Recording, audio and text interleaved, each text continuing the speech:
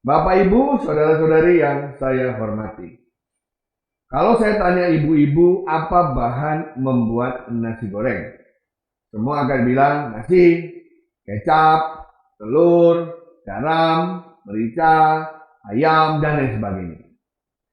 Kemudian saya katakan kepada mereka, bahan membuat nasi goreng di seluruh dunia itu sama. Bisa dibeli dari pasar tradisional sampai bisa dibeli di pasar-pasar modern seperti supermarket bahannya. Tapi pertanyaan saya, kalau semua bahannya sama, kenapa nasi goreng Ibu Dewi rasanya berbeda dengan nasi goreng Bu Sri? Kenapa beda lagi dengan nasi goreng Bu Lia? Kenapa beda lagi dengan nasi gorengnya Pak Ranto? Padahal bahannya sama. Itu adalah analogi untuk pembelajaran zaman sekarang. Apa bedanya SD 1, SD 2, SD 3, SMA 1, SMA 2, SMA 3, kampus 1, kampus 2, kampus 3? Orang semua yang mau diajarkan, bahannya sudah terbuka dengan bebas di internet dan free. Bedanya bukan di bahannya, tetapi cara meraciknya. Mana yang dipilih, urutannya seperti apa, bagaimana cara asesmennya. Artinya kita bersaing dalam membuat kurikulum. Menjahit, memasaknya, bukan pada bahan-bahannya. Artinya apa? Di internet sekarang atau dalam dunia pembelajaran sekarang sudah tidak biasa lagi belajar itu satu mata kuliah, satu buku, bukunya itu saja. Tidak. Sekarang kalau Anda lihat bagaimana sekolah-sekolah besar di dunia, kampus-kampus besar di dunia, setiap pertemuan pasti ada tujuan pembelajaran.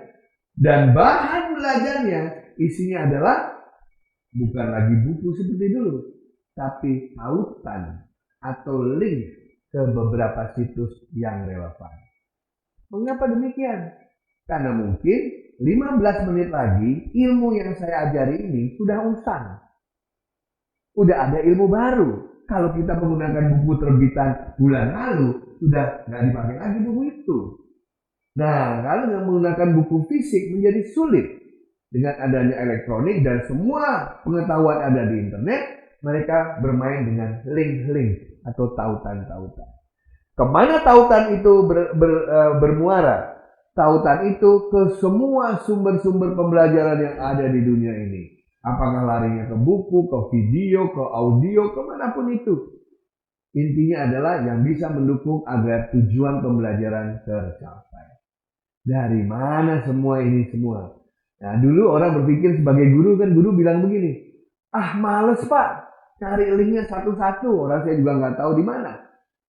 Dengan program pada Big Data, Anda bisa secara otomatis ditawarkan oleh Big Data untuk kurikulum yang tepat. Sebagai contoh, hari ini saya ingin menceritakan mengenai bagaimana cara menghitung diferensial. Kemudian saya tinggal membuka sebuah program dan program itu akan mengolah big data yang ada di dunia ini. Tiba-tiba langsung keluar link-link yang berhubungan dengan diferensial.